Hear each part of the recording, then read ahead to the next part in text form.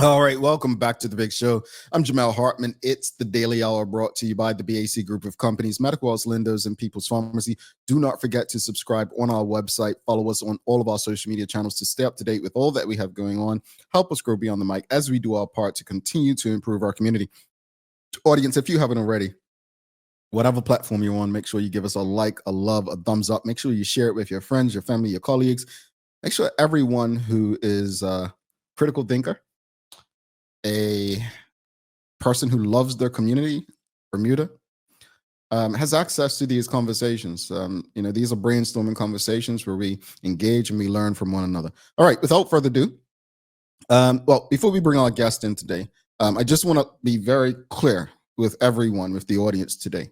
The following 4 questions were sent to the One Bermuda Alliance so that, we wanted to create a fair conversation, a setting where it was fair and they had the chance to address much of what we're going to be discussing today. So question number 1, in the Gazette, you stated that Vic Ball failed to meet several key obligations as an OBA member. Why was he allowed to remain an active member for so long if these issues were persistent?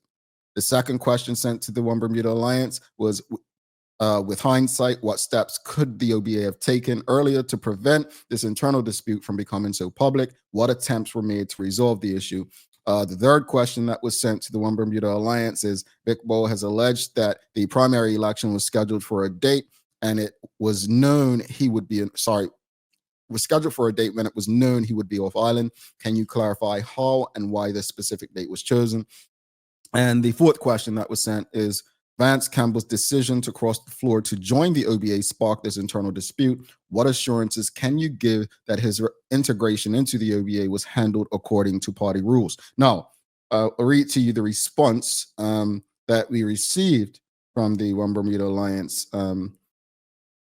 Give me 2 seconds. So the response that we did receive from the One Bermuda Alliance, having sent those questions, was, this has been an internal matter. There will be no further comment. All right. So again, we did connect with the One Bermuda Alliance prior to this conversation, and that was the response that they got, that we received. This has been an internal matter. There will be no further comment. However, we do have Vic Ball, Jr., former OBA senator and candidate, joining us this morning. Let's give him a warm TDH welcome. And audience, feel free to ask any questions or comments that you have. Greetings, sir. Welcome. How are you? I'm fine, thank you. How are you? I'm good. As a, hairless person, did you find my joke funny? Well, I'm gonna have to agree with Maya. That was a little on the dry side, but I did get a little chuckle. I got a little chuckle out of it. Yeah. Tough crowd out here, man. Tough crowd. I love putting people on the spot about that. But first of all, thanks for joining us. Thanks for having this conversation, being open. Thanks for inviting me, and thanks for having me as well. Many of this I'm sure the audience as well will ask you a lot of what has already been asked about from the One Bermuda Alliance, and I did share those questions just so people know I'm not in cahoots with Mr. Ball. This is not me as a team trying to bring the political entities down. This is literally just us having an engaging conversation with the general public based on what all of us have read, seen, and heard over the last few days. But I want to, before we even get there, I want to go back. I want to go back a few years, because you first joined the One Bermuda Alliance under Michael Dunkley's leadership. Correct. Dunkley. What made you want to get involved politically, specifically with the OBA at that point? At that point, I believed that Bermuda was transitioning, and I believed at that time that the One Bermuda Alliance was the best option for getting out of this race politics that Bermuda has and is still in. At that time, it was Michael Dunkley had invited me to come. At first, I rejected him, but then I thought about it and said, you know what, let me, put my head into the ring, so to speak. And so it was just a way to just not get rid of, but to join a party that I felt was moving toward getting rid of racial politics, which I think has been a detriment to this island. Okay. Now let's fast forward a bit. You were a senator, and then constituency 9. You were the candidate for constituency 9. in the 2020 election. Now, that constituency was never seen as a PLP stronghold. Mhm. You were unsuccessful in that election. Why do you believe that a seat like that was not a successful one for the OBA with you as the candidate? And if you remember, there were about 5 seats that were lost at that time. And I think the reason for my losing as well as the other 5 were quite the same. Um, the One Bermuda Alliance at that time did not have 36 candidates. I believe we only had 31 candidates. So I think that would have turned a lot of OBA members off. Mhm. Additionally, at that time, it was COVID, the middle of COVID. And so people would have been afraid to come out. And then, especially if you don't have 36 candidates, so why am I coming out and risking myself Mhm. during that period of time? Mhm. Um, at the time, I also, John Barrett also was canvassing with Vance Campbell at that time. So I think that had some influence Mhm. with persons, either one not coming out or changing their vote. Mhm. So with that combination of things, and then 150 people didn't vote at all Mhm. that were previously voting for the OBA, they didn't vote at all. So I think with that combination of things, I Mhm. think that that was the reason why I lost, as well as the OBA lost about 5 or 6 seats at that time that were predominantly OBA seats. Okay. Since that time, though, I have definitely tried to make sure that I'm going to win that seat back. Mhm. And I believe that I was on course to do so until Mhm. this untimely event took place. Mhm. Well, I mean, you've been an extremely visible asset for the OBA with your, opinion pieces in the Royal Gazette. Um, but how visible have you been in the constituency since the last election? I have canvassed in areas like Pokio, Vermont, Lightbourne Lane. I've canvassed those areas 3 times. I've made a Mhm. lot of birthday calls. I actually had a canvassing event scheduled for Gilbert Hill on April the 29th that was canceled by the leadership of the OBA because I wasn't rolled out as a candidate, which I found to be a little. You want me to canvas, but because I'm not rolled out, you're not going to assist me with canvassing a whole area. So the writing's kind of been on the wall, I guess, for a little bit with the OBA, but I believe I've been visible. I've been visible on national issues. Like you said, I've written numerous opinion pieces, and I would not to pat myself on the back, but I think I've been one of the leading candidates in the OBA in putting forward opinion pieces on national issues that kind of highlighted what was going on in the country, where the PLP were, in my view, failing at that time. You mentioned you hadn't been rolled out. I mean, the OBA has been rolling out candidates for pretty much the better part of the last year and a half. Mhm. I guess probably from a public perspective, it was just assumed that you would be the candidate for constituency 9 since you remain visible in writing opinion pieces and the like. But why were you not rolled out? Like, was there a thing where you would just canvass and not be rolled out? Like it was assumed, like the public, maybe? No, there was a period where I I'm self-employed, and I had an issue with customs department where they confiscated $30,000 worth of my product for 8 months. So that left me in a bit of a financial bind. And during a period there, I decided I had started a business abroad in Barbados. Mhm. I started 2 more businesses in Bermuda, and that was just to shield myself from this potential financial Mhm. happening again. So in that regard, I was asking the OBA and had been in contact with the OBA on a few occasions that I'm not prepared to get rolled out now. I believe, and it could be mistaken, that it could be just a road customs issue, but I believe that my opinion pieces and making me and me being such a visible target may have impacted me in that way.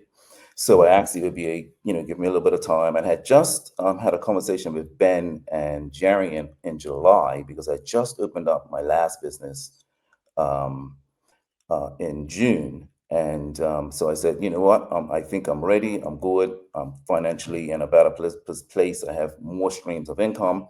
to shield me from any hardships. And we agreed that I'll be rolled out in September of this year. And then on August 26th, 1 hour before they rolled out Vance, I was told that they're going to roll out Vance, and he's in that particular position. So let's talk about that. This is the big issue. When Vance Campbell crossed the floor, what was communicated with you as far as constituency 9? Was it that, oh, he's just going to, and you said 1 hour prior to it happening, was it communicated that, he'll be coming over and he'll be taking over that seat, or was it that he's just crossing the floor for now and we'll discuss what happens later? Like, how did that go? It was put to me that he will be taking the seat, and basically, if I want to, run anywhere else, then I would just have to come in and talk to the candidate select committee. I did go in and talk to the candidate select committee, and I, let them know that, I'm been that candidate for the last 4 years. So, like, how was this able to take place? And that, I wanted to run in constituency 9. And that's when they asked me, they said, well, if you want to challenge the decision, then you should go out and get 100 signatures. And, and then you would force an internal primary. So I took them up on that challenge. I don't think they expected me to do it or to get the 100 signatures, but I ended up getting 123 signatures quite quickly. And once I gave it to the OBA on September the 20th, I've pretty much had radio silence ever since. Like, they just wouldn't communicate with me. Interesting. Audience, if you have any questions or comments, please send them through. We'll get through as many as possible. Charles H. Jefferson II, he just says, hasn't Mr. Ball been listed as a candidate for C9 on the OBA website until recently? Is this true? That's true. I have. I was listed on the website until, a couple of days after they rolled out Vance. So I've been on the website as the OBA adopted candidate for at least 4 years. Okay. Just want to go into the questions that were sent to the One Bermuda Alliance. Now, they did state that you failed to meet several key obligations as an OBA member. And they were asked, why were you allowed to remain an active member so long if these issues were persistent? That same question to you. What did you fail to do as a member? And why do you think this situation had to happen for them to take the measures that they did? That's a good question, because I was looking at that and I read that as well, and I was a little bit confused as to what they're really referring to. So when you asked that question, I was hopeful they would give an answer, because that would help me to understand exactly, what it was. There is only one thing that they maybe have something to talk about, and that is when I canvassed, I didn't put it into the system. But I mean, other than that, they said that I wasn't financial. Well, you can't expel anyone that's not financial. So I don't understand, some of the other things that they said, and I would love for them to elaborate, because I don't know exactly what they're talking about either. Okay. You did mention that you were canvassing in certain areas over the last few years, but Sean Smith's asking, over the past 4 years, were you canvassing with a team? If so, did anyone on your canvassing team give you any hint that this is coming? No, I canvass alone, because it's very difficult to find a lot of support for people to canvass with candidates in the OBA. So I did canvass alone. And what was the second half of that question? Sorry. The second part was, if so, did anyone on the canvassing team give you a hint of what may be coming? No, I had no idea this was coming until 1 hour before it happened, which is a little odd, because I've heard other people from other parties say that they knew about it in advance.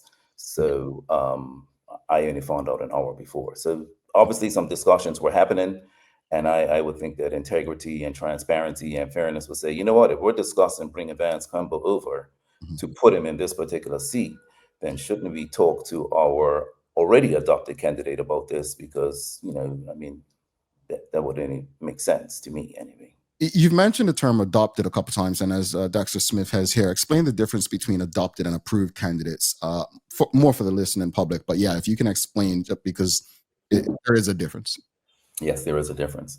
So if a person comes in and wants to run as a candidate with the One Bermuda Alliance, they will go through an interview process with the candidate select committee. And once the candidate select committee says, you know what, yes, this is a a person that we can potentially run in a constituency, they will be approved. And then once they are put into that constituency, let's just say constituency 9, for example, then they will be adopted into that constituency. Okay, cool. Audience, keep your questions and comments coming. I'll get through as many as possible. But the primary date. So you got the primary date, and unfortunately, based on what I read, you were set to be overseas during that time. Mhm.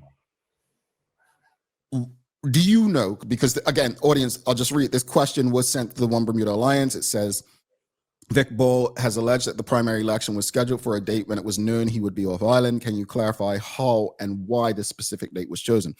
Did you get any answers as to why that date was chosen? But also, were you willing to reschedule it for a time when you would be on island? So I did send an email. Like I said, I had radio silence from September 20th, but I did send an email to the OBA on October the 4th and November the 3rd. But in both of those emails, I gave them my travel dates. And I don't know why they would schedule it while I was abroad. I don't know. You'd have to ask Jerry that question. I don't know why they would do that. Because if you get 2 emails to say I'm going to be abroad at this time, then why would you intentionally, it seems, schedule it during that particular time? Indeed. And only give 2 days notice for an election. I mean, that's, most people would need a little more than 2 days, I would think. Indeed. So we also sent the OBA this question.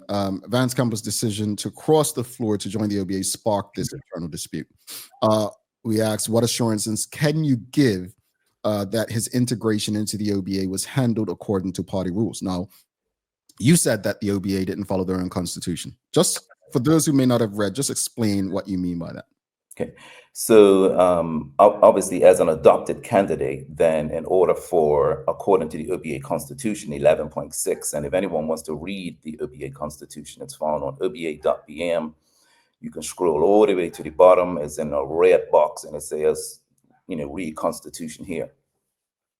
So in 11.6, if a person is an approved or adopted candidate and they behave in a manner that is unseemly or the party doesn't approve of, they can be suspended. And once they're suspended, then they can go to the candidate select committee, and then they have an appeal with the disciplinary committee in order to, either justify that they stay or don't stay. That was not followed. I was the adopted candidate since 2020, maybe early 2021 at the latest. And, you have 3 months in order to challenge a particular decision by the candidate select committee in adopting a candidate. And since I have been in that particular constituency for 3 to 4 years, that 3-month period had long been going. So if they wanted to get me out of that position, they would have to follow their own constitution. And Jarian is a compliance officer with a leading law firm in the country. So he should know about following rules and following policies and following the Constitution. This is a messy situation. I think we can all admit. It's easy to ask the One Bermuda Alliance, how could this have been avoided on their end? You stated just now, earlier during this conversation, that you were not putting your stuff into the database when you were canvassing. So that's something that you could have done to help avoid this, right? What else could you have done to possibly avoid the situation that became what it is? I don't know what else I could have done because I only found out an hour before. I mean, if they okay, so if there was a timeline that was put out about Vance Campbell's political career. So it started in 2017 as a senator. In 2020, he was got into the House. In 2022, he went to the cabinet, and then in 2024, it says he tried to become the sitting MP or the candidate for constituency 15, and he lost. A few days later, he resigned from the cabinet, or as I was made to understand, the Premier Burt told him he has to go. And then on August the 22nd, he went back to his own branch in the PLP, and they no longer had confidence in him, and Mm, they rejected him, and I think they um, were going to put someone else in his place. But what's ironic is that when the OBA communicated with me, they said on the same day, August 22nd, he became the candidate, or he had agreed to become the candidate for the OBA. So I'm mm, wondering how on the same day that is being brushed aside by the PLP is the same day that he is being um, approved by the OBA. So it seems like it was either a very sudden, short-sighted decision, mm. or as I believe, conversations have been taking place with Vance prior to that. And if you're having conversations to bring somebody over and promise them a seat, or the seat that they're currently in, and someone else is already adopted into it, then I think that the OBA, if they would have had a conversation with me about it, they could have avoided it, because I would have already told them, like, this, I don't agree with it. And then at least they could have made a decision knowing that I don't agree with it. But I believe they made a decision thinking that I would agree with it. And I don't know why they would do that. Like, it's boggling to me, actually. You're a football guy. You had a good career for Devonshire Colts, so you get football and this term I'm about to use. Mhm. This was one of the most incredible own goals, if there ever was, in politics for 2024. I think, as I've read over the weekend what happened both sides, and I listened to you today. Um, this is one incredible own goal that was so avoidable. It was extremely avoidable, and I guess the question is, when you went public, what was your intent to go public? What were you trying to achieve by taking this public? Well, first, I want to make it known that I wasn't the one that passed any of this information on to the press. The press received this information from another internal source. Mhm, And then the press called me. Actually, they were trying to get a hold of me for a few days, but I was in Barbados, so they weren't able to reach me. And then, just doing some canvassing while I was in Barbados, one of the persons told me, you know what? I told Jerry that I'm going to leak it to the press, and I did. What was I trying to get out of it when I spoke to the press? Well, if the OBA is not going to respond to me, and I'm asking you over and over, like, about the Constitution, have you followed the Constitution? As a matter of fact, I'm telling you, you haven't followed the Constitution. So as the Constitution stands, I'm still the adopted candidate, but you're going out mhm, in public and announce Vance as the adopted candidate, and I'm trying to deal with it internally for 3 months and getting blanked. So I'm like, okay, well, if the press is calling me about it, then here's my opportunity to, now the OBA is going to have to answer the public.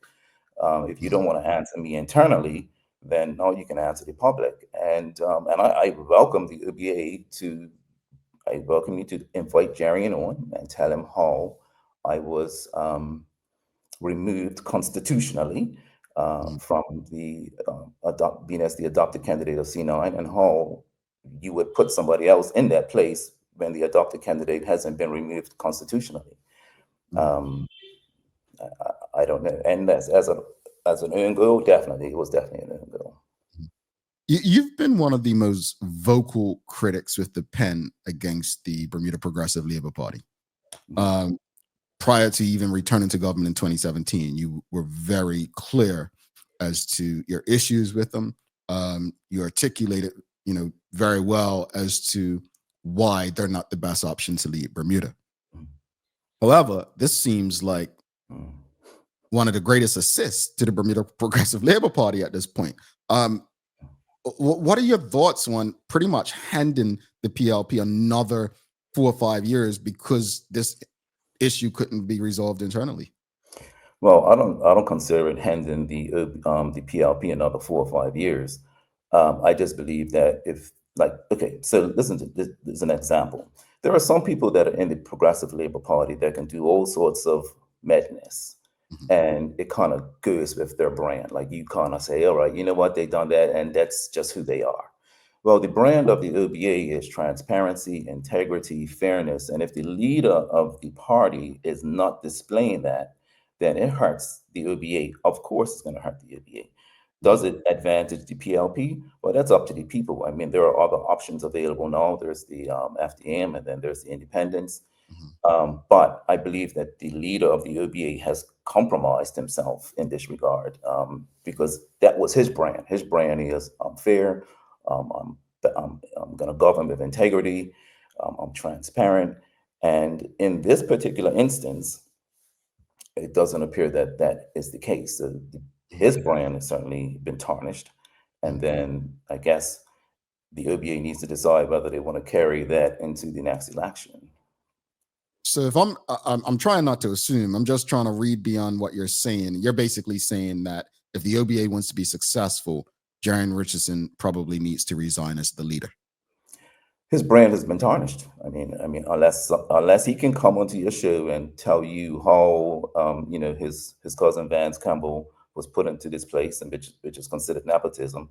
And I knew that in my particular opinion pieces, when I see the PLP doing stuff like this, I call it friends and family. Mhm. When you're not following the constitution of your own party, and if the PLP were to do it, or the PLP weren't following procedures or weren't following policies, I'll call it corruption. Mhm. So I think that the internal mechanisms of the OBA need to decide whether or not they want to carry Jerry into the next election. That's not for me to decide. I'm not there anymore. Got you. Well, I did try to find out if there was accuracy, because that's a strong statement in saying that Mr. Campbell and Mr. Richardson are relatives. And I did find out that, again, not sure how accurate my source is, that they are not, in fact, blood relatives, but through marriage. And, depending on how you look at it, that's still, family, right? Depending on how you look at it. But I just wanted to bring that clarity.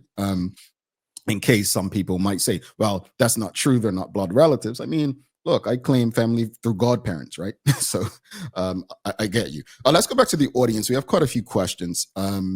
Let's go to Sean Smith's asking, do you know of anyone in C9 who has asked for your reinstatement?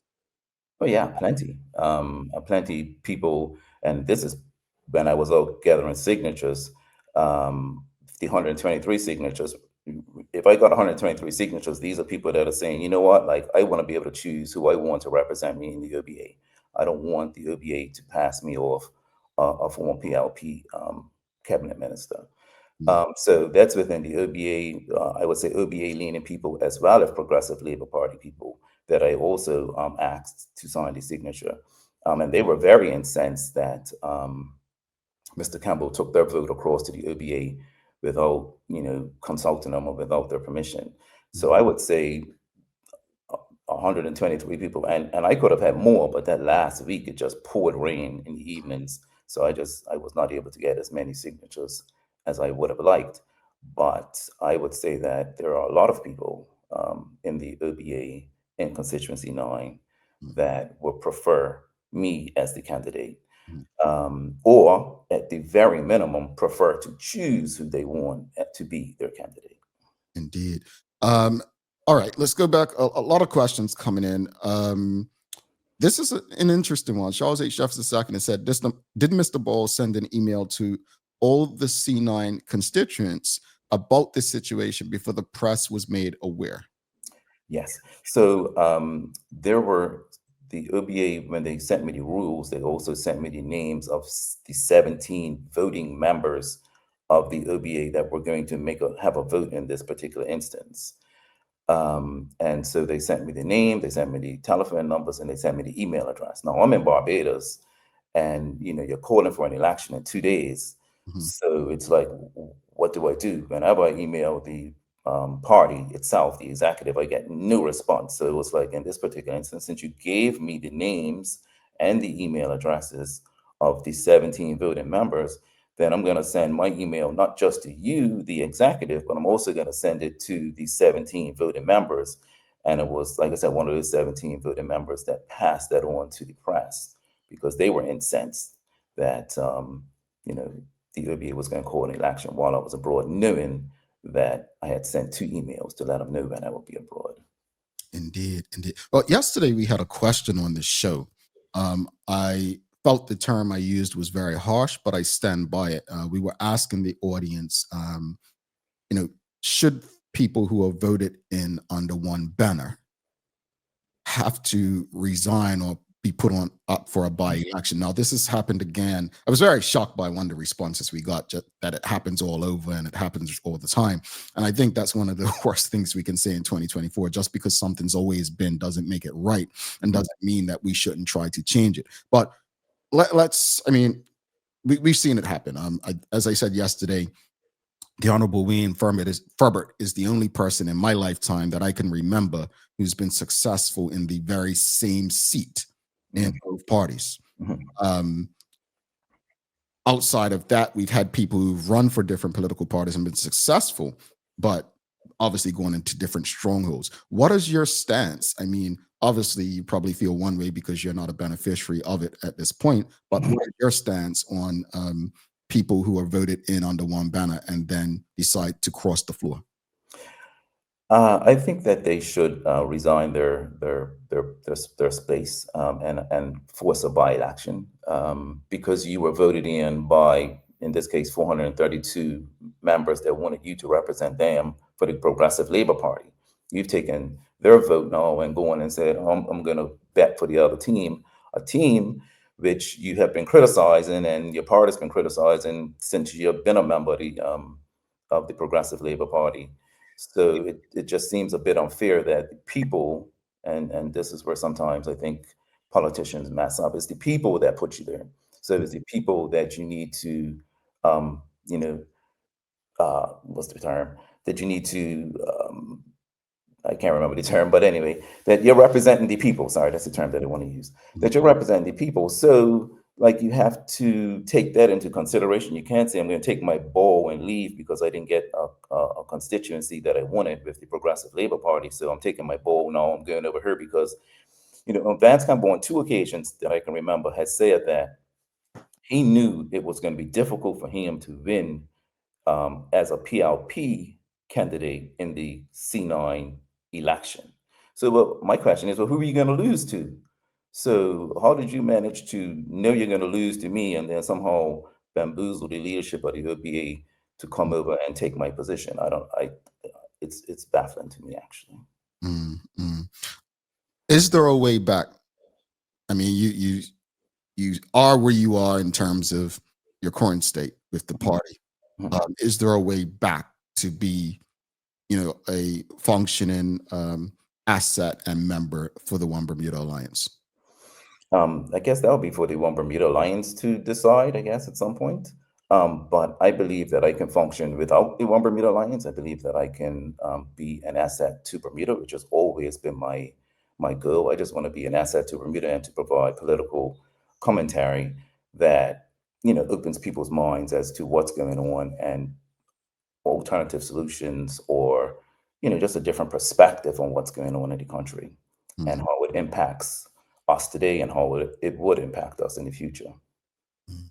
Brianna Ball Roach says, no matter what side of the political scene you sit on, all can agree that transparency and accountability are paramount, and the lack thereof in this situation is something we have the right to question.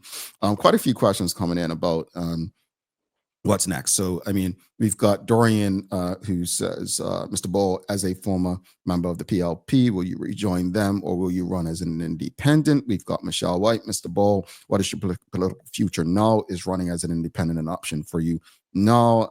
We've also got Mark Arthur C. Phillips asking Mr. Ball, if you're unable to reconcile your differences with the OBA, what is next for you? I mean, right now in C9, I believe there's an independent candidate. There's Shamari Talbot Woolridge of the PLP. Looks like it's going to be Vance Campbell. If you were to what are your plans next? You've got the FDM who might be looking to fill some seats. We've got going as an independent as a second one in that same constituency or elsewhere. Would you rejoin the PLP? Have there been talks with the PLP? Also, there could be a way back for the OBA. At this point, I'm just going to be neutral. I'm just going to be, and I'm not using the term independent as in joining the John Sworn independence. I'm just talking about I'm just going to be independent in my political views, and if an option were to make itself available, then I would choose the best option. I don't think that I would join the Progressive Labor Party, not at this point anyway. But at this point, I would just be an independent political commentator. If the election were called today and say it happens in January, February, and the three people on the ballot, we know the PLP candidate, we believe the OBA candidate, and the independent, what would you advise them if those were the three options? What would you advise the people in C9? I would say choose the person that is going to best represent your interest. I believe it'll be very difficult if I were voting in C9 to vote for a person that has already betrayed his own party and then come over to this party, because it's like, well, why would I trust you with my vote? You might just run off again and do something different. So, I mean, I'm not telling people what to do, of course, because people have their own, choice in this matter. But I just say choose wisely. Bermuda's future is at stake, and choose wisely. Have you had a conversation with Vance Campbell before? Oh, Vance was my coach when I was playing for Devonshire Colts back in the day. Since his come over to the OBA, I know he has told people that he will reach out to me, but he hasn't reached out to me, and I haven't reached out to him either. And like Vance as a person, I don't have any issue with Vance as a person, but Vance as a politician, I think it's been a bit opportunistic, and yeah, it just is what it is. All right. A message to the people of Bermuda. Obviously, we've spoken about transparency a lot today. Fairness. What do you hope the Bermudian people take away from this situation? So Bermuda back in the day, that's the term I'm going to use. If you spoke out, against the powers that be, or if you highlighted any corruption, or if you highlighted any area that was negative to that organization or to that person, there were consequences for that. We've heard stories of people losing their homes. We've heard stories of people losing jobs. We've heard stories of people losing this, that, and the other.